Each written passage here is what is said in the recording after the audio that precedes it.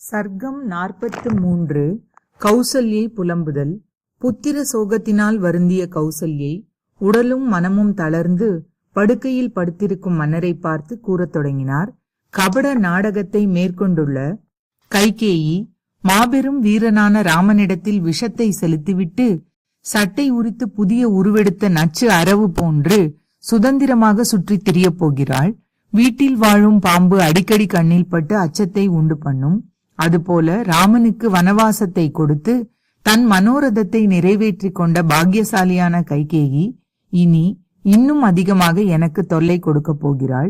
இந்த பட்டணத்தில் பிச்சை எடுத்து கொண்டாகிலும் அவன் வீட்டோடு இருக்கலாமே. என் மகனை கைகேயிக்கு அடிமையாக கொடுத்திருந்தாலும் கூட அந்த வரதானம் இப்போதைய நிலையை விட எனக்கு திருப்தி அளிக்க கூடியதாகவே இருக்கும். தினமும் ராமனை கண்களால் பார்த்து கொண்டிருப்பேனே.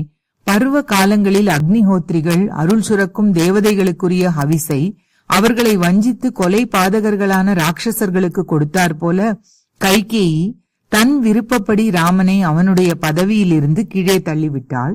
கஜராஜனை போன்ற நடையழகு உடையவனும் பெரும் தோழனும் வில் தரித்தவனுமான என் பிள்ளை நிச்சயமாக மனைவி சீதா மற்றும் லக்ஷ்மணனுடன் காட்டிற்குள் சென்றிருப்பான்.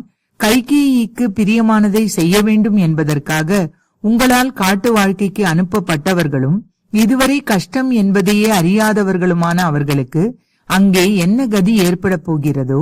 இளவயதுக்காரர்களான மூவரும் வாழ்க்கையை இன்பமாக அனுபவிக்க வேண்டிய காலத்தில் எல்லாவித சௌகரியங்களையும் இழந்து இறங்கத்தக்க நிலையில் இருந்து கொண்டு கனி கிழங்குகளை புசித்துக் கொண்டு எப்படித்தான் வாழப்போகிறார்களோ.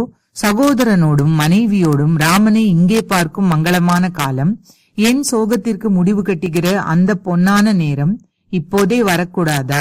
தூங்கிய பின் விழித்தெழுந்து வருவதைப் போல அவ்வீரர்கள் இருவரும் உற்சாகத்துடன் புகழ்பெற்ற இந்த அயோத்தி மாநகரத்திற்கு திரும்பி வரும்போது வீடுகளின் உயரத்தில் கொடிகளை தூக்கி கட்டி மகிழ்ச்சி பெருக்கில் நகர மக்கள் திளைக்கும் காலம் எப்போது வருமோ. காட்டிலிருந்து திரும்பி வந்தவர்களாக அவ்விரு புலிநிகர் வீரர்களையும் கண்ணார கண்டு பருவ காலங்களில் பொங்கி அலை வீசும் பெருங்கடல் போல் அயோத்தி நகரம் உவகை பெருக்கினால் பொங்கி ஆர்ப்பரிக்கும் காலம் எப்போது வருமோ. பசுவை முன்னே போகவிட்டு பின்னே கம்பீரமாக காளை மாடு வருவதைப் போல ரதத்தில் சீதையை முன்னே நிறுத்தி மாவீரன் ராமன் அயோத்தி நகரத்திற்குள் பிரவேசிக்கும் நற்காலம் எப்போது வருமோ.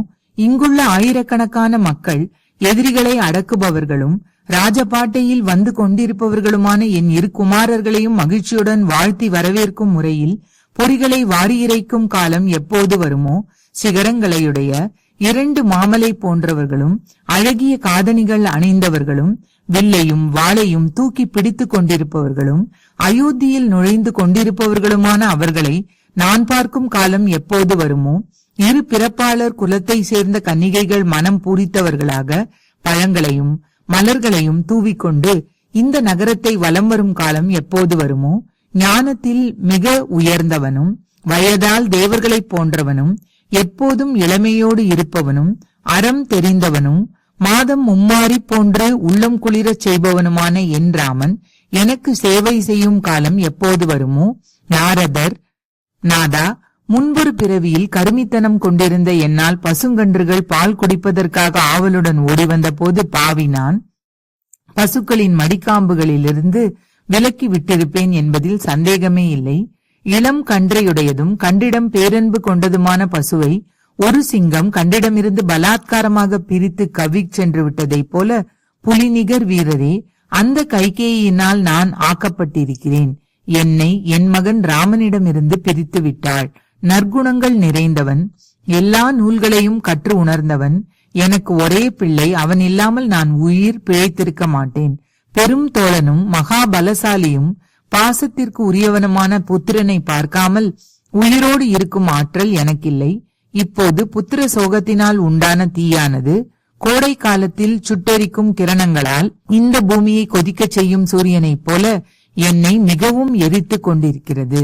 ஸ்ரீமத் வால்மீகி ராமாயணம் அயோத்தியா காண்டத்தில் 43வது சர்க்கம் முற்றிற்று.